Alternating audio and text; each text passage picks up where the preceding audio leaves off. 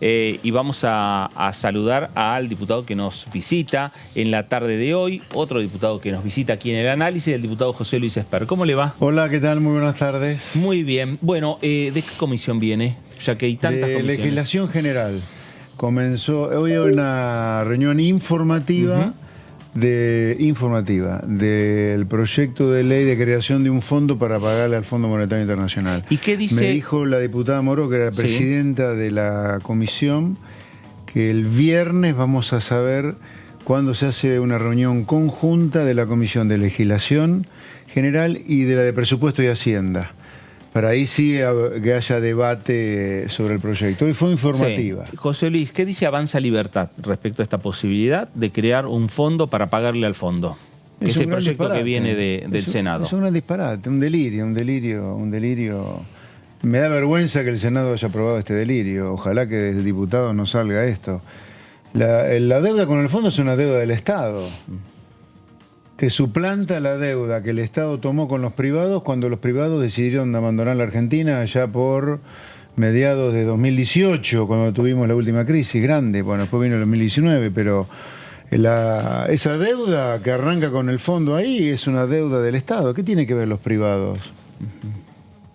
Lo que se planteó hoy... No tiene ni pie ni gollete. Y lo que planteaban hoy, hasta algunos economistas que planteaban que hubo una fuga de 80.000 millones de dólares. Pero eso es otra cosa, no tiene nada que ver con... A ver, si Argentina entra en crisis... A ver, pongámoslo así.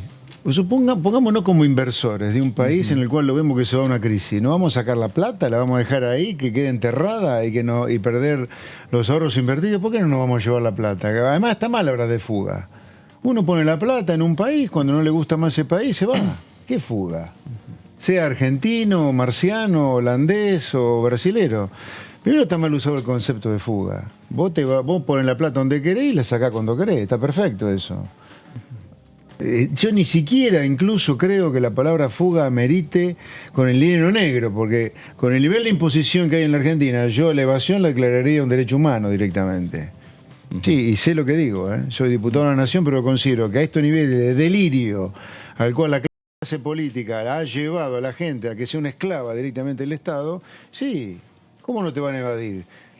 A ver, por ejemplo, en Pergamino, yo lo sé porque soy nacido ahí. Vos si no sos una sociedad anónima o una SRL, sos un particular que tiene un campito, te cobra la Nación bienes personales, la provincia inmobiliario rural y el municipio te cobra tasa de revial, triple imposición por un cacho de tierra, ¿me entendés? Sos un esclavo al Estado. Entonces, ahora, que me vinculen la fuga, que no es fuga, que no existe ese concepto, con la deuda con el fondo, ¿qué tiene que ver? ¿Qué tiene que ver? Es como si yo te dijera, vos sos culpable de que mi hijo no le vaya bien en la escuela.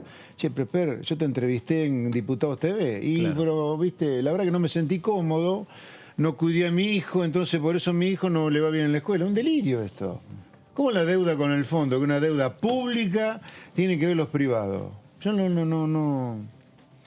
Yo he hecho números, he hecho cálculos, pero el concepto de fondo no lo logro comprender. ¿Y la figura del colaborador, digamos, está ahí? Encima la delación. Encima que vamos a armar una gestafip ahora, una especie de gestapo de la FIP persiguiendo gente que negreó plata y la mandó afuera. Pero estamos todos locos. ¿Saben quiénes tendrían que pagar la deuda con el fondo? Te pongo un número caprichoso. La deuda con el fondo, ponele, no había deuda con el fondo en el 2002. No había. La deuda que defaulteamos fue deuda con privados en el 2001.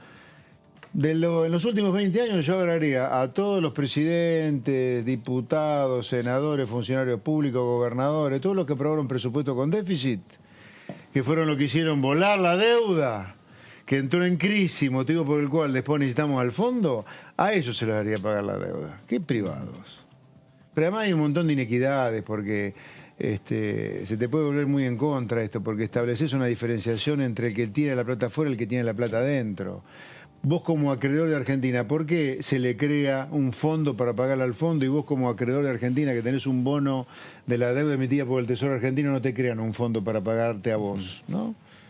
Estas cosas en el mundo no se miran bien cuando vos estableces discrecionalmente una prevalencia de un acreedor sobre otro, porque eso va contra la legislación comparada que existe en el mundo sobre cómo son los contratos de deuda. Entonces, es un mamarracho, un mamarracho. Ahora, José Luis, digo, más allá de la discusión sobre si la presión fiscal es muy alta o no, digo, y esto no es sobre la discusión sobre la fuga, digo, la formación de activos externos es una formación de activos externos. Esto tiene que ver con una evasión, que es un delito. No, La evasión fiscal es un delito. no. A ver, la evasión sí. Por eso ¿Y yo digo, promuevo un delito? Sí. la evasión fiscal, entonces, esto Sí. tiene que ver con... No, pero espera, hay una confusión ahí. Yo admito que la evasión fiscal es un delito. No, pero digo, me parece Pero no que... tiene que ver con la fuga eso. No estoy diciendo que Son sea la dos cosas fuga. distintas, ¿eh? No, Ah, o sea, ok. por A eso ver, digo... entonces explícame bien porque no te entendí. La formación de activos externos es una cosa. Sí. Digo, lo que se busca, o por lo menos lo que establece el proyecto de ley, porque me parece que se mezclan las dos cosas en el discurso. No, bueno, pero yo hoy estuve en la reunión esta, de lo único que se hablaba era de la fuga, No, de la pero fuga, está de bien, la pero fuga. digo- Plata negra ni apareció la palabra, ¿eh? No, pero está bien, pero digo, la FIP no sale a buscar a alguien que, teniendo su plata declarada, dice, bueno, yo la tengo declarada, me la llevo a Uruguay, la declaro, y digo, eso pagará lo que tiene que pagar, será mucho, será poco, pero ese no es el problema. El problema es aquellos que sacan su dinero sin declararlo y no lo declaran y no pagan los impuestos respectivos por eso. Digo, frente a eso, que es una evasión fiscal y es un delito. Eso es lo que establece el proyecto de ley. No, digo. pero entonces es un blanqueo. Es un blanqueo. No, porque es Sí, un blanqueo. blanqueo te da la opción de entrar. Es voluntario. Claro, y es voluntario. Esto no es voluntario. Esto te agarra No, y te te dicen, van a venga acá. perseguir. Pero como hay una alícuota que va a terminar afectando los recursos fiscales, es un blanqueo también. Ahora, ¿la FIP tiene herramientas A como ver, pero, para...? espera, déjame Sí. terminar Sí. el intercambio con él. También hay fallos de la Corte que dicen que a cierto nivel de presión impositiva es confiscatoria la que tenés. Y en Argentina la presión impositiva yo creo que es confiscatoria. La gente no da más de pagar impuestos. Y yo no vengo de un plato volador como muchos políticos a la Cámara de Diputados. Yo vengo del sector privado, porque hace 5 meses soy político profesional en el sentido que cobro un sueldo del Estado, por primera vez en mi vida a los casi 60 años. No, a los 60, ¿no? Porque cumplí en noviembre Sin robar, 60. por favor. Lo quiero bajar un poquito. Pero en noviembre cumplí 60, pocos Estás días. evadiendo años. ¿Eh? Estás evadiendo años. Estoy evadiendo años. No, no. Los niveles de presión impositiva son salvajes en Argentina, salvaje. Entonces, eso es una cosa que yo te diría, alguien por supuesto debo tener el 90% de la clase política en contra, yo creo que ya a esta altura evadir debería ser un derecho humano porque no se puede vivir en Argentina con la cantidad de impuestos que hay que pagar. Ahora, eso puede ser que la plata la tengas acá o la tengas afuera. Ellos van a buscar algo de la plata que está acá sin declarar y la plata que está afuera sin declarar para cablar un impuesto de entre 20 y 50, 25. 35. 20 y 35%. Entre 20, 35 y 50 puede llegar. 20, 35 y 50. Un impuesto de casi el 50% en el máximo, mínimo 25. Para que tengamos una idea, Macri cobró una penalidad de 8,5. Acá pretenden recaudar 5 veces más que en Macri, porque Macri recaudó 9.000 millones de dólares del impuesto y acá piensan recaudar 44.500 para pagar al fondo, con una alícuota en lugar de 8,5 de 25 de piso, 50 de máximo. Un delirio. Bueno, a ver, ¿la FIP tiene herramientas para poder hacer ese trabajo o el Congreso le va a dar con esta ley herramientas? Bueno, si la aprueba, le van a dar herramientas. Igualmente la FIP la FIP nos tiene escaneado hasta, no sé, hasta cuánto late el corazón nuestro, digamos, ¿no? Pero me parece un delirio a mí. Por eso, en todo caso, siguiendo el razonamiento que él hacía, separemos las cosas. ¿Querés armar una gesta FIP en Argentina para perseguir a los que negraron plata? Es una cosa. Ahora que me diga que con eso le va a pagar al fondo.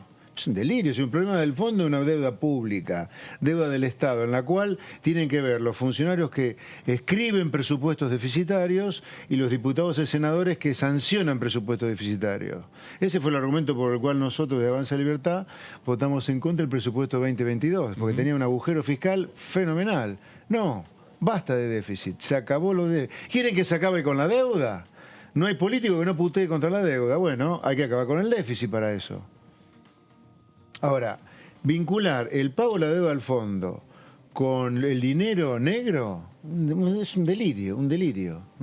Ahora, yo te aseguro que en un país donde cobrara impuestos razonables, y eso lo fija la política también, y se gastara de manera prudente, cosa que también decide la política, no habría fuga de capitales, como la llama la política, ni dinero negro. Acá se negra porque es imbancable la distorsión que hay entre cómo te revientan impuestos como laburante, y nos deberíamos incluir, Claro. yo cuando veo mi recibo de sueldo de diputado me dan ganas de llorar todo lo que me sacan, y lo que te da el Estado a cambio de eso.